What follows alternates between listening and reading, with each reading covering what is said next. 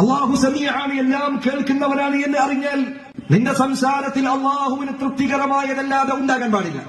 അള്ളാഹുവാണ് എല്ലാം കേൾക്കുന്നവനെന്ന് മനസ്സിലായാൽ സൃഷ്ടികളിൽ ഒരാൾ പോലും എല്ലായിടത്തു നിന്നും എപ്പോഴും വിളിച്ചാൽ കേൾക്കുന്നവരായി ഉണ്ടാകുകയില്ല എന്ന വിശ്വാസം നിനക്കുണ്ടായിരിക്കണം. മുഹൈദ്ദീൻ മാലയിൽ പറയുന്നത് പോലെ വല്ല നിലത്തിൽ നിന്നും എന്നെ വിളിക്കുന്നവർക്ക് വായ്കൂടാതെ ഉത്തരം നൽകുന്നതാണ് മുഹൈദ്ദീൻ ശൈഖ് എന്ന വിശ്വാസം അള്ളാഹു സമീഅാണ് എന്ന് വിശ്വസിക്കുന്ന ഒരു മുസ്ലിമിൽ ഉണ്ടാകാൻ പാടില്ല. ഏതു സന്ദർഭത്തിലും എപ്പോൾ വിളിച്ചാലും, ശബ്ദമുയർത്തിയാലും ശബ്ദം താഴ്ത്തിയാലും, എവിടെ നിന്ന് വിളിച്ചാലും കേൾക്കുന്നവൻ അള്ളാഹു മാത്രമാണ് എന്നത് അവന്റെ വിശ്വാസമാണ്.